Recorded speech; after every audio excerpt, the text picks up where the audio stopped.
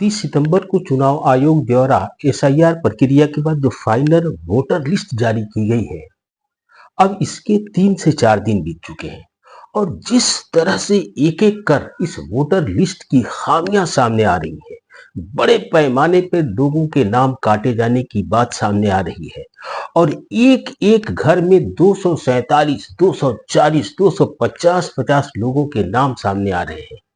और एक ही व्यक्ति का नाम एक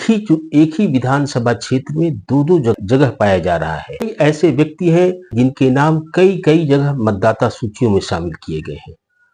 और चुनाव आयोग ने जो सूची जारी की है, जिसमें 68 लाख वोटरों के नाम काट दिए गए हैं। 24 लाख के आसपास ऐसे मतदाता जिनको बताया गया है कि ये मृत हैं और 21 लाख नए नाम जोड़े गए हैं, फर्स्ट टाइमर के नाम जोड़े गए हैं। तो इस पर जिस तरह से गंभीर सवाल उठ रहे हैं और कांग्रेस पार्टी ने इसको जिस मजबूती से आज पकड़ने का ऐलान कर दिया है, इससे लगता है नवंबर में होने वाला चुनाव अपने समय पे नहीं भी हो सकता है। तो क्या सुप्रीम कोर्ट अपने उस वादे को पूरा करने जा रहा है जिसमें उसने कहा था कि अगर मास लेवल पे एक्सक्लूजन या इंक्लूजन में धांधली पाई जाती है या एसआईआर की प्रक्रिया में बड़े पैमाने हेराफेरी की शिकायतें आती हैं, तो वैसी स्थिति में सुप्रीम कोर्ट एसआईआर की प्रक्रिया को स्थगित कर सकता है।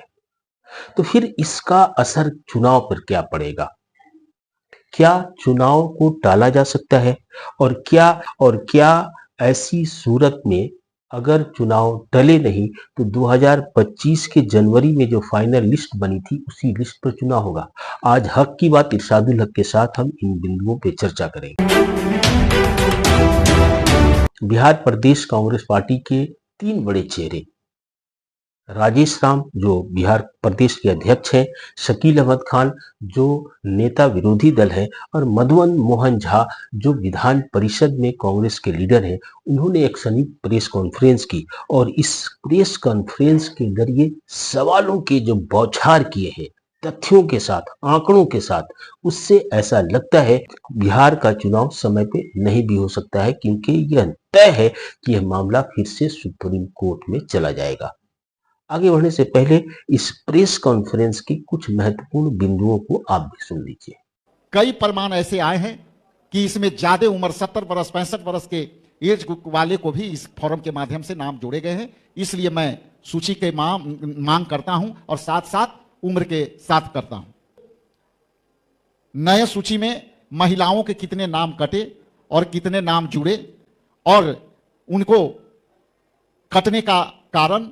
और हटने का कारण। राजेश राम ने कई सवाल किए हैं। इन सवालों के साथ साथ कई तथ्य हैं ऐसे हैं जिसे उन्होंने दिखाने की कोशिश की है। उन्होंने कहा है कि जमुई में 247 मतदाता एक ही घर में रहते हैं। ये किस तरह की प्रक्रिया है और उन्होंने कहा कि हम सैंपल दिखा रहे हैं। साथ साथ उन्होंने कहा कि मुजफ्फरपुर में कई ऐसे व्यक्ति हैं जिनके एक ही व्यक्ति का नाम अलग अलग मतदान केंद्रों पे दर्ज पाया गया है और इतना ही नहीं उन्होंने गया असेंबली हलके का उदाहरण दिया और कहा कि वहां पे 28,000 गया विधानसभा क्षेत्र में 28,000 लोगों के नाम काट दिए गए, जबकि पिछली बार वहां पे जीत और हार का जो फासला था वो महज 2400 वोट का था। इसका मतलब हुआ कि चुनाव आयोग ने भारतीय जनता पार्टी के लिए बैटिंग की है। वहां पे चूंकि हार और जीत का फासला कम था, वहां से ज्यादा मतदाताओं के नाम काट दिए गए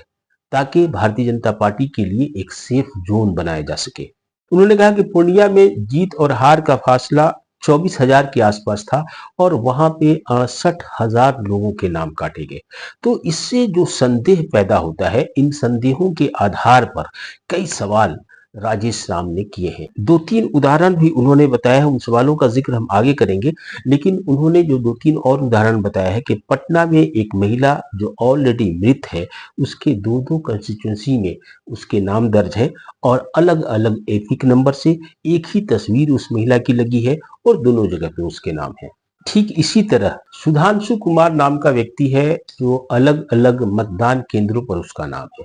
अलग अलग एपिक नंबर है, एक ही नाम है और एक ही तस्वीर वोटर लिस्ट में उसकी देखी जा रही है। तो ऐसी सूरत में राजेश राम ने जो सवाल किया है वो सवाल ये किया है कि जो 21 लाख लोगों के नए नाम जोड़े गए हैं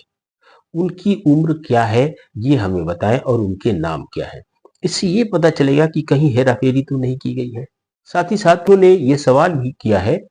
कि जिन 24 लाख लोगों के नाम यह कह करके काटे गए हैं कि ये बिहार से अस्थायी रूप से पलायन कर गए हैं, तो कांग्रेस पार्टी ये मांग करती है चुनाव आयोग से कि वह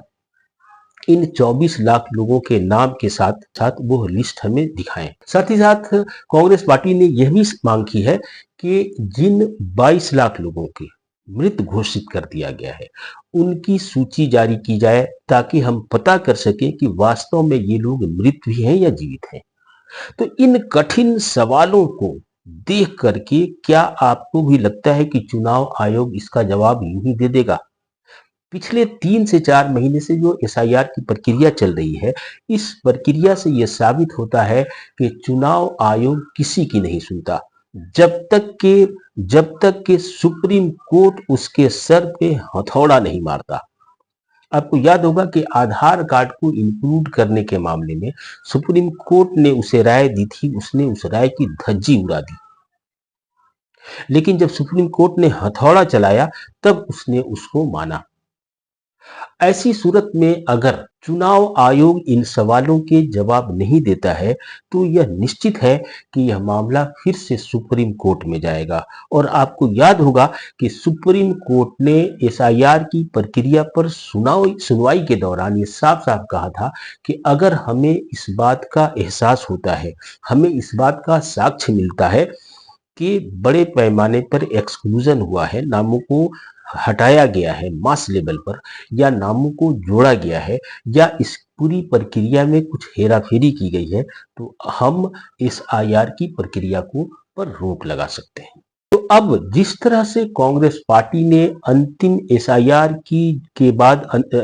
के बाद जो अंतिम वोटर लिस्ट जारी की गई है उस पे सवाल उठाए हैं, और ये वाजिब सवाल, इन वाजिब सवालों के जवाब अगर चुनाव आयोग नहीं देता है तो मामला कोर्ट में जाएगा। और कोर्ट के पास दो रास्ते हैं, या तो वो ये आदेश करे कि जनवरी 2025 में जो वोटर लिस्ट फाइनल हुई थी उस वोटर लिस्ट के आधार पर चुनाव कराए जाए, और अगर नहीं तो फिर जो एसआईआर की प्रक्रिया से जो आखिरी लिस्ट आई है उसमें सुधार किया जाए और उन कांग्रेस पार्टी के उन सवालों का जवाब दिया जाए। ऐसी स्थिति में यह निश्चित है कि 2025 का चुनाव जो नवंबर में होना था वो टल सकता है, क्योंकि मौजूदा विधानसभा का जो कार्यकाल है वो 24-25 नवंबर तक खत्म हो रहा है, यानी कि 26 नवंबर से पहले नए विधानसभा का गठन हो जाना चाहिए। वोटर लिस्ट की जांच होने लगती है तो वैसी सूरत में सुप्रीम कोर्ट चुनाव को टालने का भी आदेश दे सकता है।